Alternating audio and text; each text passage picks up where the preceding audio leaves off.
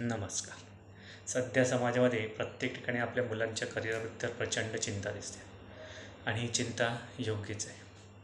आजचा पालक आपल्या मुलाच्या किंवा मुलीच्या करिअरबद्दल चिंता करणे हे स्वाभाविकच आहे. आपल्याही आईवडिलांनी आपली चिंता केली होती. त्यावेळेचा काळ वेगळा होता आणि आजचा काळ वेगळा आहे असं काही नाही आहे. प्रत्येक वेळी हीच परिस्थिती होती आणि आहे. त्यामुळे त्यावेळेचे पालक ही चिंता करत नव्हते असा काही विषय नाही आहे.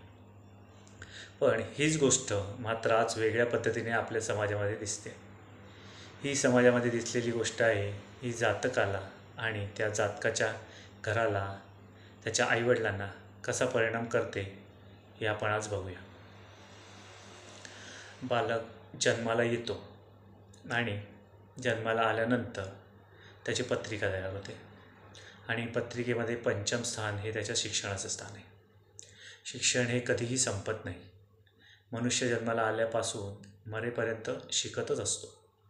आजच्या जीवनामध्ये शालेय शिक्षण, शालेय पदवी आणि कोर्स हे गरजेचं झालं आहे आणि त्या पद्धतीने त्याचे मूल्यमापन करणे हे देखील महत्त्वाचं आहे. आता पंचम स्थान आले. पंचमेश कुठे आहे? पंचमेश उच्चीचा आहे की नीचेचा आहे? या सगळ्या गोष्टी बघितल्या जातात. शिक्षण होणार आहे, शिक्षण झाल्यावर त्याचे करिअर होणार आहे असं म्हटलं जातं. पण तसं आपल्याला समाजामध्ये दिसत नाही आहे.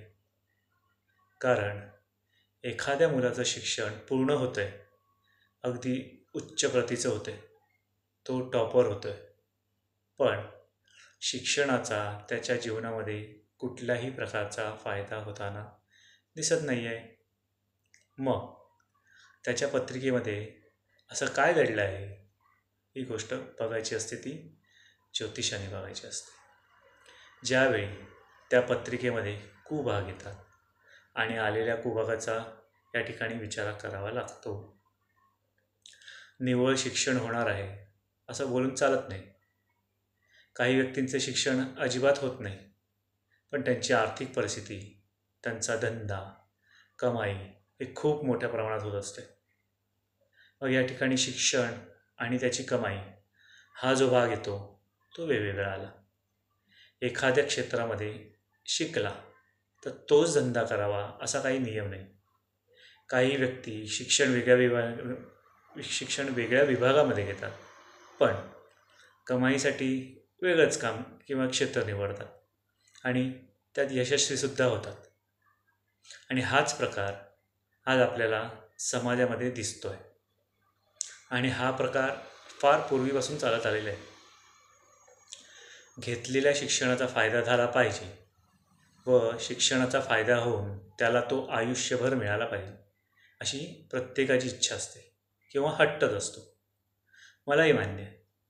पण एखाद्याने ठराविक क्षेत्रामध्ये शिक्षण घेऊन त्या शिक्षणाचा त्याला आयुष्यभर फायदा झाला आहे अशा व्यक्ती तुम्हाला क्वचितच दिसतील. म्हणजे हे प्रमाण तुम्हाला खूप कमी दिसेल. आणि हे प्रमाण का कमी दिसते, का अडचणी येतात याचा विचार आपल्याला करावा लागतो. निव्वळ पंचम स्थानावरून आपलं शिक्षण होईल हे बघतोय, पण अन्य ग्रहांपासून आपण जे बघतोय ते मात्र त्या शिक्षणामध्ये येणाऱ्या अडथळ्यांविषयी बघतोय. शिक्षण होते, अडथळ्यातून होते, त्या शिक्षणाचा नंतर फायदा होत नाही, नोकरी मिळत नाही, त्या शिक्षणातून त्या प्रकारचा धंदा किंवा व्यवसाय होत नाही असं आपल्याला बघायला मिळते. आता यावेळेला शिक्षण झालं आहे, त्याचा फायदाही होतो आहे, पण ठराविक काळानंतर फायदा मिळण्याचं अचानक बंद होते. मग यासाठी आपल्याला चलित ग्रहमान बघावं लागते. आज आपल्या समाजामध्ये कित्येक अशी लोकं आहेत की सुरुवातीला त्यांचे शिक्षण चांगलं झालं आहे, त्यांना नोकरी लागली किंवा त्यांनी व्यवसाय केला, म्हणजे शिक्षणातून त्यांना पैसे मिळायला लागले, हे सुरुवात झाली. पण मी इथे शिक्षणाचा फायदा असे म्हणतो आहे, म्हणजे आपण शिक्षण हे कमाईसाठी किंवा पैसे मिळवण्यासाठी घेतो, बरोबर ना? पण मग अचानक त्याचा फायदा न मिळता तो नुकसानीत जातो. व त्याने कितीही प्रयत्न केले तरी तो तिथून पुन्हा डेव्हलप होत नाही किंवा तेवढाच वर होत नाही. ही पहिली गोष्ट. मग ही गोष्ट का होत असेल? मग यासाठी कुठलं ग्रहमान कारणीभूत होत असेल? हे महत्त्वाचं आहे. अडथळे आणणारे ग्रहमान कुठलं आहे? चांगला फायदा देणारे ग्रहमान कुठले आहे? हे ज्योतिषाने बघून त्या जातकाला सांगायचं आहे. एखादी व्यक्ती शिकलीच नाही तरी देखील ती करोडपती, अरबोपती होते. आणि एखादी व्यक्ती खूप शिकली म्हणून ती तशी होईलच हे सांगता येत नाही. म्हणजे या ठिकाणी त्याचे धनस्थान हे वेगळे आले, त्याची रोजची कमाई वेगळी आली, शिक्षण हे वेगळे आले, त्या शिक्षणामध्ये येणारे अडथळे वेगळे आले, त्याच्या आर्थिक उत्पन्नामध्ये येणारे अडथळे वेगळे आले आणि शेवटी त्याला समाजामध्ये असलेले स्थानही महत्त्वाचे आहे. त्यातून त्याला फायदा मिळणे मानसिक व इतर सगळ्या दृष्टिकोनातून गोष्टी आहेत. त्यावेळी तुम्ही बघाल तेव्हा तुम्हाला दिसेल की हा डोंगर आहे तो लांबून खूप सुंदर वाटतो आहे, पण प्रत्यक्षात त्या डोंगरावर गेल्यावर मात्र त्याच्यावरचे काटे कुठे दिसतात.